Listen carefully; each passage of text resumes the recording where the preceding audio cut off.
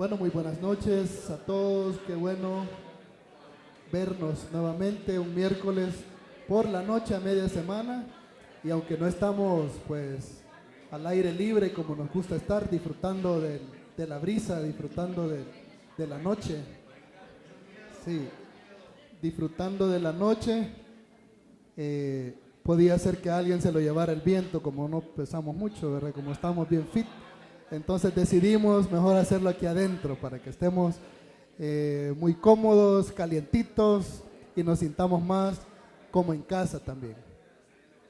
Muy bien, y esta noche pues siendo el último miércoles de febrero, no podíamos irnos sin hablar una vez más con respecto a la amistad. Y por supuesto el tema que nos tiene ocupados este año de que estamos creciendo en todo, ¿verdad? Pero sí, vamos a hablar un poco de eso. Vamos a hablar sobre la historia de un hombre que de pequeño tuvo, gracias, lindas las auxiliares ayudantes que hay en esta iglesia, buen servicio, sí. Estoy enamorado. Sobre la historia de un hombre que de pequeño tuvo la desdicha de haberse caído o de que lo haya botado su niñera, mientras ella trataba de ayudarle, huyendo de aquellos que habían matado a su abuelo, a su padre, y estaban buscando a toda la familia para terminar de matar. A pesar de ser nacido de la realeza, este hombre vivió muchos años en la pobreza, no pudiendo caminar, escondido, hasta que al llegar a ser rey, el mejor amigo de su papá, comienza a buscar si había quedado aún algún familiar a quien él pudiera ayudar.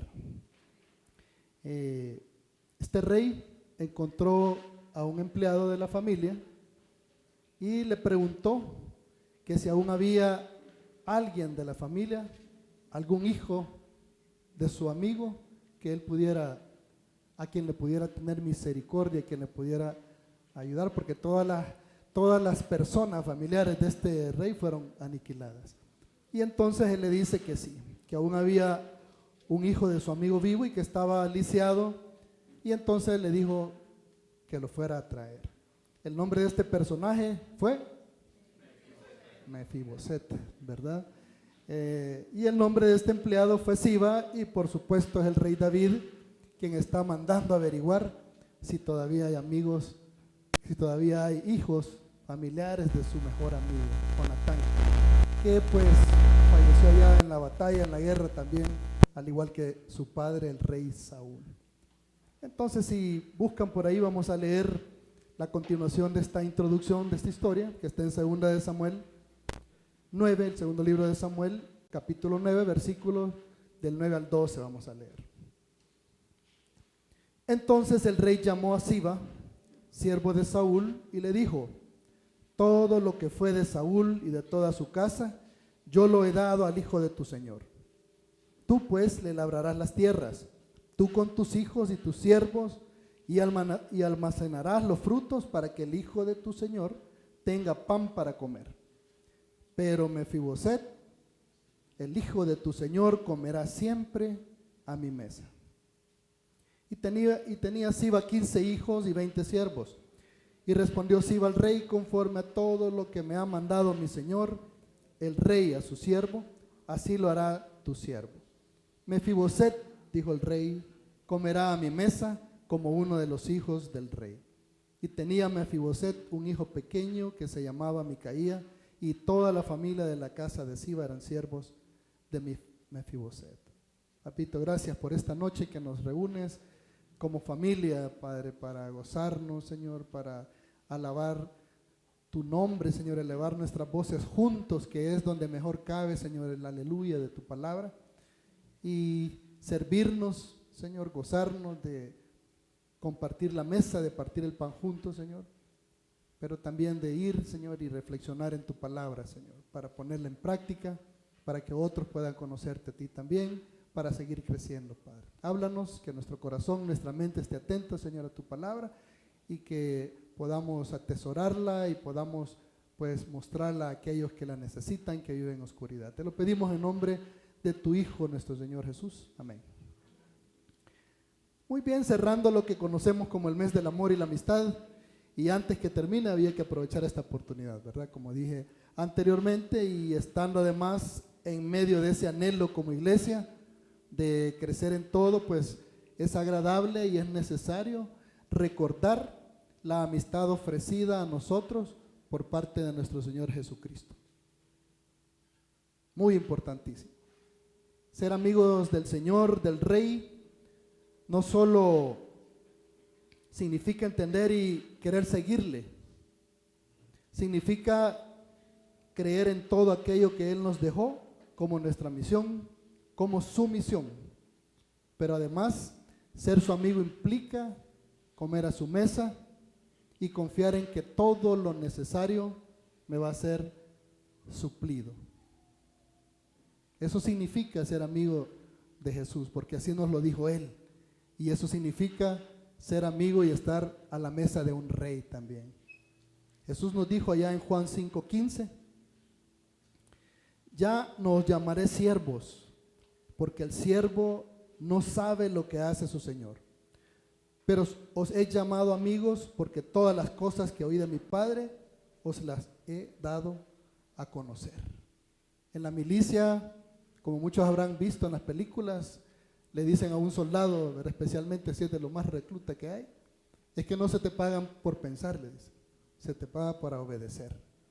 Y el soldado no sabe qué está sucediendo, no sabe por qué llevan ya 2 meses en el mismo cerrito, ya murieron varios, les han reemplazado decenas de compañeros y siguen ahí. Él solo tiene que hacer su trabajo y obedecer, porque los demás, los oficiales, están al tanto y ellos dan las órdenes. Porque a ellos el comandante les ha confiado la razón por la cual tienen que estar ahí. Y ni al soldado, ni al oficial, ni al comandante les es permitido llamar a nadie, no pueden llamar a nadie, no pueden conversar con nadie, porque esa misión solo la conocen ellos. Y entre menos el rango, menos es lo que conocen. Pero Jesús les dice, no, ustedes son mis amigos, ustedes son mis oficiales, ustedes sí saben lo que estamos haciendo, ustedes sí saben lo que el Padre quiere y a qué me ha mandado y a qué los voy a mandar yo, que es lo mismo. Este relato que estamos, pues alrededor del cual estamos caminando, degustando y recordando, es un relato de amistad, de lealtad, de trascendencia, de legado, de herencia. Así es la relación con un rey. Implica todas estas cosas. Y en el caso de David y Jonatán, hijo de un rey, y David, quien había sido anunciado que un día lo sería, había sido ungido ya para esto, pues esto es aún más importante. Esta muy conocida historia de la sólida amistad entre David y Jonatán, ese ejemplo de lealtad entre ellos, a pesar de ese gran obstáculo que tenían, que era el papá de Jonatán, el rey Saúl. Un rey que había sido puesto por la gente, no por Dios, tras la insistencia de que tenían que tener rey como las otras naciones. Bueno, dice, escójanlo, ¿verdad? Y pues, perfecto a los ojos humanos, resultó que no lo era a los ojos de Dios. Y este obstáculo tenían pues David, el futuro rey, y el hijo del rey, Jonatán. David, como ungido de Dios, estaba pendiente de recibir el trono, pero era humilde y no intentaba adelantarse a ese momento, sino que procuraba respetar y honrar a Saúl y por supuesto a Dios, que era en nombre de quien él había sido ungido y quien ya también había ungido a David para ser rey. Tuvo muchas oportunidades para deshacerse de él. Y al haberlo hecho, muchas personas hubieran estado alegres porque decían que Saúl mató a sus 1000, pero David a sus 10,000, ¿verdad? O sea, tenía muchos seguidores. Y eso es suficiente para que alguien venga y decida, bueno, creo que lo puedo. Pero él no lo hizo. Y Jonatán, hijo del rey Saúl, tampoco intenta derrocar a su padre, aunque estaba plenamente convencido de que David era el rey ungido para Israel. Lo que hace entonces es serle leal a David y le avisa todas las veces que su papá, quien decía que le tenía mucho cariño a a su siervo David, se volvía loco e intentaba matarlo. Entonces era Jonatán quien lo cuidaba. Estaba cuidando al futuro rey. Y jamás tampoco a Jonatán se le acusó que él podía derrocar a su padre por estas cosas. Había esta lealtad entre ellos. Por supuesto, también Jonatán se exponía, ¿verdad? En 2 ocasiones le salvó la vida ayudándole a escapar de la ira de su papá Saúl. Y al final, cuando él tiene que alejarse del todo, entonces hacen un pacto de amistad por siempre, David y Jonatán. Eran tan cercanos que muchos hoy día se atreven a insinuar otras cosas, ¿verdad? Pero en realidad eso no era parte de esa cultura, en ese nivel, y de lo que era considerado una amistad, un amor así, entre personas del mismo sexo. Si uno va todavía hoy al Medio Oriente, puede ver cómo los hombres andan de la mano, ¿verdad? Y no me harán mentir algunos si recuerdan, por lo menos todavía en mi época, nosotros andábamos abrazados con mis compañeros en el patio de la escuela, ¿verdad? Y nadie decía nada. Hoy como que un poquito más alejada la amistad, ¿verdad? Esas cosas dan más como pena. Pero algunos insinúan esto total y erróneamente mal, ¿verdad? Era una amistad tan fuerte que estaba generada, digamos, por el amor de Dios en su espíritu, porque David iba a ser este rey. De igual manera fue la relación de los discípulos con Jesús. Inicialmente atendieron el llamado porque intuían que algo había en este hombre, que algo tenía, y aceptan cuando les está llamando, pero todavía iban a ver de qué se trataba. Llegan a conocerlo, a creer en él, aprenden de él y maduran poco a poco en él. La madurez completa la trajo el Espíritu Santo que dejó nuestro Señor Jesús, pero en él van aprendiendo, creciendo. Toda discusión, toda pregunta, toda respuesta ayudaba a su entendimiento, al crecimiento, a la madurez de cada uno de ellos, incluyendo aquel que al final muchos opinan que lo que él hizo fue para adelantar las cosas. Muchos lo vemos como el traidor, pero hay opiniones que dicen que como su mente estaba en lo terrenal, en lo físico, en lo material, en la guerra no espiritual, sino que en la guerra física, humana, que lo que él pretendía es que al ser atrapado Jesús, el pueblo se iba a levantar, porque como él era Mesías y él lo creía, y entonces esa cosa iba a reventar y se iban a quitar la bota romana de encima. Y es posible también que eso haya sido así. Pero todos crecieron, todos aprendieron. Si no fue arrepentimiento, pero por lo menos remordimiento tuvo Judas, incluso después de lo que él hizo, porque sabía que este hombre no era como ninguno. Lastimosamente, pues no pudo terminar de confiar y creer en él y entregarse a él, pero sí pudo entender esto también. Llegaron a arriesgarlo todo por Jesús cuando creyeron. Lo expresaban, se lo decían y se expusieron también con él. Le fueron fieles y hasta lo intentaron proteger de lo que venía. Trataban de convencerlo de que no hiciera eso. Y cuando llegaron a traerlo, trataron de ver cómo huían con él de ahí. Y por allá uno hasta se volvió violento, ¿verdad? Tratando de parar todo eso. Se volvieron amigos muy cercanos.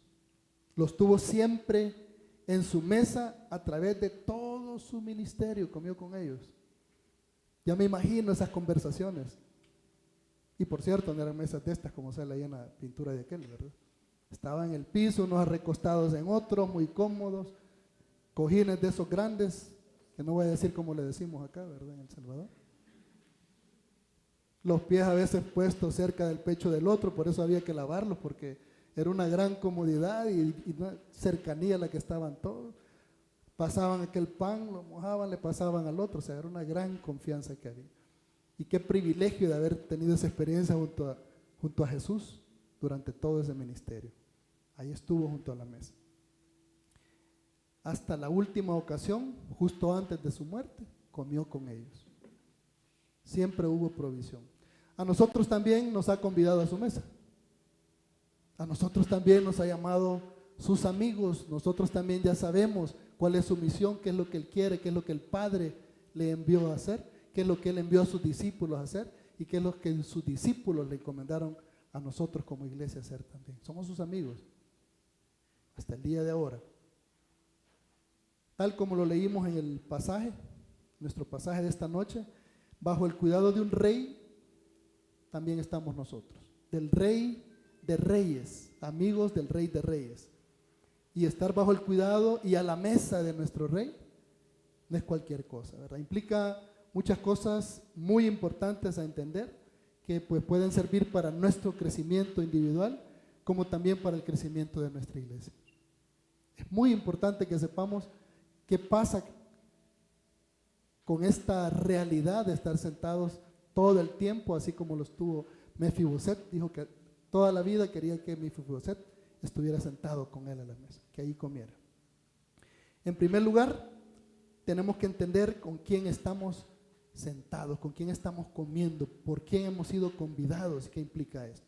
Todo le pertenece a aquel que nos ha invitado a comer con él, todo le pertenece. De él es el oro y la plata, lo declaró allá en Ageo 2:8, porque mío es el oro y la plata. Y esto podría a veces confundirnos, ¿verdad? Porque entonces nos preguntamos, ¿y por qué entonces, si soy amigo del rey, si soy convidado a su mesa, si de él lo es todo, ¿por qué no tengo esa casa que quiero? O ese carro que tanto anhelo, va a servir en el ministerio, hermano. Nunca hemos tenido un Lamborghini aquí, mira qué rápidos son para llegar a Victoria en poco tiempo. ¿Por qué no puedo entonces? ¿Por qué no puedo viajar como otros a lugares que me gustaría conocer? Tal lugar, tal país. Ya me dieron ganas de ir a Israel otra vez. Nunca he ido, pero siempre me dan ganas de ir, de conocer. Aunque ahorita parece que está algo peligroso, ¿verdad? Pero podría pensar yo, Señor, ¿y por qué no? Yo quisiera conocer donde tú caminaste y no he podido. Por cierto, una persona de los padres de uno de mis hijos nos está ofreciendo que si nos interesa, ellos organizan estos viajes, como en algún momento lo hizo también Auditorio aquí, ¿verdad? Entonces, oremos, ¿verdad? Vamos a conversarlo ahí con los hermanos ancianos, con el pastor Germán, el pastor José, y ver si en algún momento esto se vuelve posible otra vez. Ahorita quizás no, ¿verdad? Porque está un poquito emocionada ya la cosa, pero más adelante podría ser, ¿verdad? ¿Por qué no puedo poner mis hijos en tal colegio? Yo quisiera poderles dar esto, hacer aquello. En fin, ¿verdad? ¿Por qué sigo con este aguijón? Cualquier tipo de aguijón. En segunda a los Corintios 12:9 dice, bástate mi gracia, porque es lo que le respondió, dice Pablo, cuando le dijo que 3 veces le había pedido ya. No lo declaró, no lo pidió, no lo demandó, le pidió 3 veces, oró y le dijo, bástate mi gracia, porque mi poder se perfecciona en la debilidad de tu carencia, en la debilidad de tu enfermedad, en la debilidad de tu pobreza, de tu imperfección, en la debilidad de mi cojera espiritual, como la de Mefiboset, ¿verdad?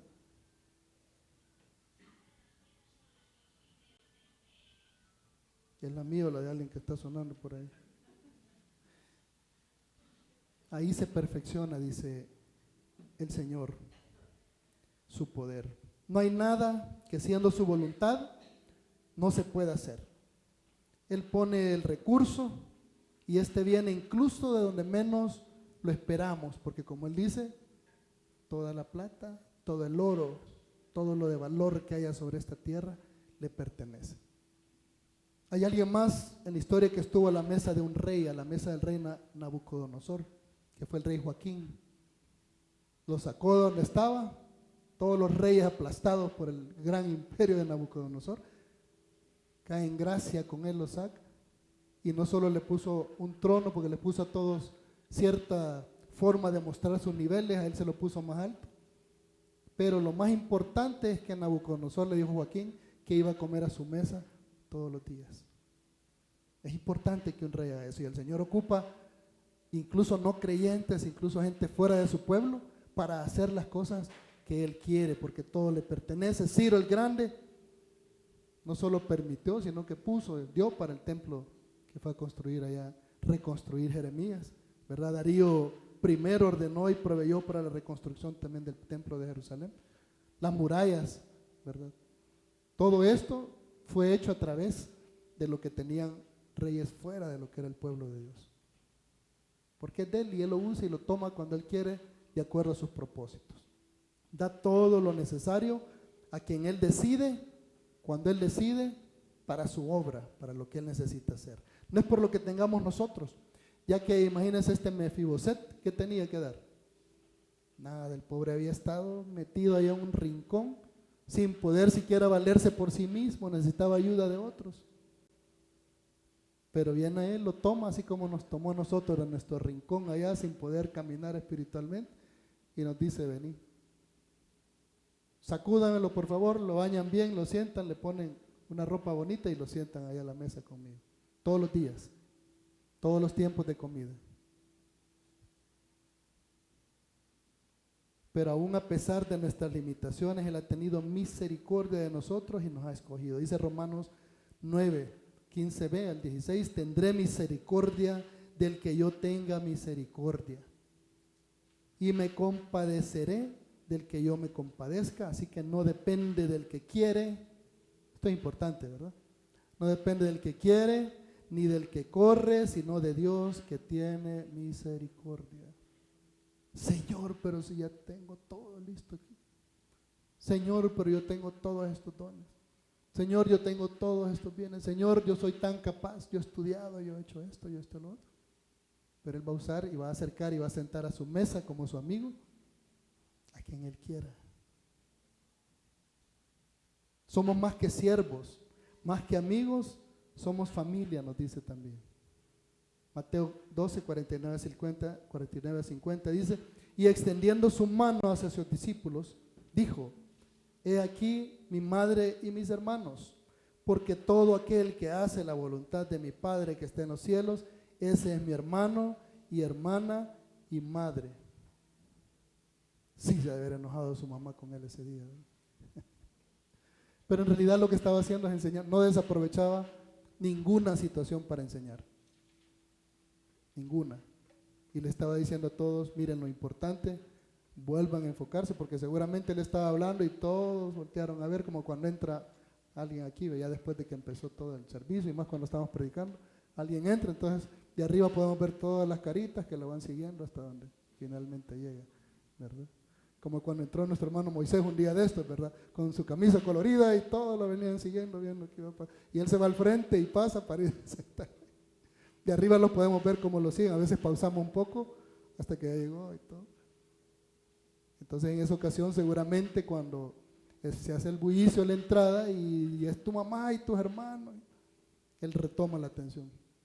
Mi mamá, mis hermanos son los que escuchan la palabra que estoy diciendo, lo que entienden lo que el Señor quiere. Mi Padre, su Padre quiere. Retoma esto. Y entonces, si hemos entendido, nosotros somos sus madres, somos sus hermanos también, somos su familia.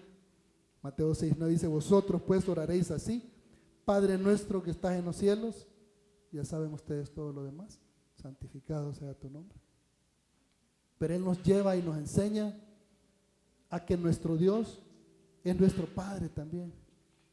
No es aquel Dios lejano o aquellos dioses lejanos que todo el tiempo estaban jugándole bromas a la humanidad en toda esa mitología que existía, o cruel, o que se mezclaban y entonces había medios dioses y todas estas cosas. Es su Padre, dice, somos familia. No hay nada que nos haga falta estando a su mesa. Esta es la cuarta cosa en esto también. Somos más que amigos, nos sentamos en su mesa, a Él le pertenece todo y no hay nada que nos haga falta estando a su mesa. Siendo más que amigos, siendo su familia, para nosotros está todo a la disposición también de lo que Él tiene. Pero ¿esto qué significa? Por lo que hablamos, que no es para mis gustos, para mis gastos, para el mundo, porque esas son cosas del mundo. Cuando se dice orar en el nombre de Jesús, no se refiere a que yo menciono el nombre de Jesús, como mencionar abracadabra o hocus pocus y aparecen las cosas o se dan las cosas. Orar en el nombre de Jesús es orar de acuerdo a su voluntad, a su pensamiento, a su misión, a todo aquello que Él estaba haciendo en ese momento. Es que ustedes piden mal, dice. Ustedes no entienden la importancia de lo que yo estoy haciendo. Pidan conforme a esto que le estoy diciendo. Es importante. Olvídense del Lamborghini, de la casa allá en el Encanto. Oren por esto, tenemos que terminarlo, tenemos que hacerlo. El mundo depende de esto. Son mis amigos, ya les expliqué. Oren bien. Por eso no reciben. Porque mi Padre no está interesado en muchas de las cosas que ustedes están pidiendo. Porque hay algo más importante. Por eso pidan y se los va a conceder. Y eso no quiere decir que como niños, ¿verdad? No podemos pedir y hacer cuando nuestros hijos piden algo y tratamos de lo más parecido, ¿verdad? De lo que están necesitando o queriendo. No quiere decir que no haremos lo mismo también. Pues porque estamos en esta tierra y tenemos necesidades en esta tierra y podemos pedir también. Pero su anhelo es que pidamos en su nombre, pidamos las cosas en las que Él está enfocado para el bien nuestro y de toda la humanidad. De acuerdo a eso quiere que pidamos. Entonces, finalizando, ¿qué significa? Que nuestras raciones, estar en su mesa, comer con Él, haber sido convidados todos los días a la mesa de nuestro amigo, nuestro hermano, nuestro Padre el Rey. Que nuestras raciones no son para meses, sino que las recibimos cada día. No nos da una gran bolsa de provisiones para que tengamos ahí para 3 meses. Una de las instrucciones en cuanto a predicar es no estar moviendo tanto los brazos y las manos porque se cae el agua. Dice que es para hoy, para el día de ahora. Mañana quizás tenga sed, pero me está dándolo para la sed que tengo hoy. Y mañana será otro día. Mis hijos no saben lo que es pasar hambre. Por aquí están. Bueno, este Tito cada día me cuesta más que se le quite el hambre, pero no sabe lo que es estar sin comida, ¿verdad? Porque todos los días, hermanos, todos los días ha comido Tito y todos los días ha comido Sofía. Yo he comido todos los días de mi vida. Conocí personas cuando empezamos a trabajar en cabañas que comían, como nos solemos decir acá y a veces nos parece que es broma, salteado, ¿verdad? Que un día sí, un día no, 2 no, 1 sí. Y la primera casa que construimos allá con los canadienses, allá en la Ubía, el niño que vivía en esa casa, eran 2 niñas y un niño, andaba su almuerzo de ese día, media tortilla, sal y la mitad de un jalapeño encima. Ese era su almuerzo. Pero yo he comido más y todos los días. Y cada uno de ustedes creo que también está en la misma situación, porque hemos estado a la mesa del Rey. Aunque nuestra refri esté llena de alimentos, bebidas, golosinas, pan dulce congelado, por si acaso se va, solo podemos disfrutar lo que nos satisface, y eso tiene un límite al día. No importa qué tan glotones seamos, tiene un límite. Gracias. Ya casi terminamos.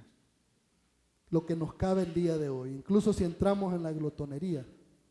Tuve la oportunidad de estar allá en Irak en el 2006 y no es como, hey, ¿cuántos saben quién es el Beto el Recluta? Levanten la mano los que saben quién es Beto el Recluta.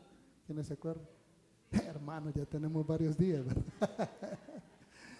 Pues, hoy los ejércitos no son como en esa época de Beto el Recluta, que cada vez que hacía algo lo mandaban a pelar papas y a cocinar. No, ahí en Irak se llamaba KBR, que es los Brownie, no sé qué. Y era un comedor enorme, quizás unas 2 veces este lugar, y uno podía entrar por 2 entradas, y desde que entraba agarraba la bandeja, un plato, pizza, pollo, hamburguesa, carne, lo que quisiera ahí. Y por si no era muy dado a las proteínas, atrás había una isla de ensaladas, hacer sándwiches y todo. Toda la orilla de todo ese lugar estaba con vidrieras con bebidas de todo tipo, hasta cerveza había, sin licor porque allá no se podía beber, ¿verdad? Ahí me di cuenta que a los salvadoreños en realidad no les gusta la cerveza, nadie agarraba cerveza, ¿eh? Y al final había una cosa como del tamaño ahí donde están nuestros hermanos de comunicaciones, de postres. Si acababa uno, volvían a poner otro y así. Pero había una regla, podía comer todo lo que quisiera ahí adentro, pero no podía llevar nada.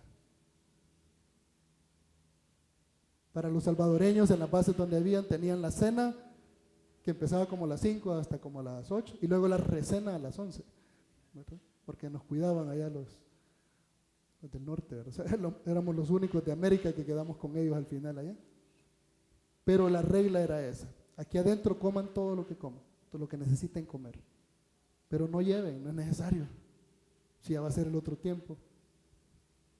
Entonces eso pasa también con esa mesa en la cual estamos nosotros, de todo lo que nosotros necesitemos. Y acumular en bodega, en granero, además nos genera ansiedad. Por eso nuestro Padre, el Rey, nos ha prometido cada día, cada tiempo lo que necesitamos. Porque ¿para qué queremos ese gran granero, verdad? Acumulando cosas ahí que se pudran, que las puedan robar, que se corroban, la polilla, el orín, dice. Se están generando ansiedad. Si confían en mí, si creen en mí, vénganse a mi mesa, que todos los días va a haber aquí lo necesario. No es necesario irse a traer todo el papel higiénico porque está nevando, ¿verdad? Todo el agua del súper. ¿Saben qué están haciendo otra vez en Estados Unidos? Ya se olvidaron de cómo es en realidad que nieve, porque eso, chiquito recuerdo que eso era normal, que venía el invierno, se llenaba de nieve, pero ahora no, hoy ya se asustan. Tenemos tantos años que el clima se ha enloquecido tanto, que hoy que ven 2 tormentas seguidas, la gente se aflige y va a sacar todo del súper para llevarlo. Acumular no nos sirve de mucho. Mateo 6, 19 al 20 dice: no os hagáis tesoros en la tierra por la polilla, el orín y por los ladrones, ¿verdad? Y pues como le pasó a Mefiboset y nos puede pasar a nosotros espiritualmente, o quién sabe también físicamente, si Dios así lo quisiera, a él le podía servir una muleta, como dijo un escritor también, le podía servir un bastón. Un bastón le ayuda a quien no puede caminar, pero ¿qué pasa si le damos 10 bastones a esa persona? Ya no es una ayuda, es una carga, es un peso con el que no va a poder también. Pero el Señor nos dice: no, por eso no les voy a dar todo eso. Esa no es mi promesa es: van a tener todos los días a mi mesa lo que ustedes necesitan, porque son mis amigos, porque somos sus hijos, porque somos familia, somos más que sus amigos. ¿Bien? En la amistad, la hermandad, en la mesa de nuestro Señor, como Mefiboset, tenemos lo necesario del que posee, familia, todas las cosas. En la mesa de nuestro Rey, de nuestro amigo, de nuestro Padre, tenemos también lo necesario para alimentarnos, para servir, para crecer también. Como lo hicieron pues todos los discípulos de nuestro Señor Jesús, caminando, conversando, aprendiendo, madurando y comiendo todos los días con Él a la mesa. Así es que los que no han comido este día, todavía van a poder, creo que ha quedado algo por ahí. Qué precioso momento podemos tener, porque cuando nosotros nos reunimos, si la palabra dice, si cuando 2 o más están reunidos en su nombre, ahí está el Señor. Imagínense cuando 60 nos reunimos a partir el pan acá, ¿creen que no está Él aquí también con nosotros? Y nosotros estamos a su mesa. Muy bien, oramos y le damos gracias al Señor por ese privilegio y porque nosotros podamos también aprovecharlo y podamos crecer también juntos en Él. Papito, gracias. Gracias porque tú nos has guardado, Señor, nos has bendecido. Gracias porque tú nos has provisto, Señor. Nos has llamado a que cada día, Señor, estemos contigo a tu mesa y tengamos lo necesario para nuestro alimento, no solo físico, sino también espiritual, Padre. Y especialmente para que entendamos que debemos tomarlo cada día, debemos aprender de ti cada día, debemos madurar para que en realidad podamos crecer, Señor. Nuestro amigo, nuestro hermano, nuestro Padre.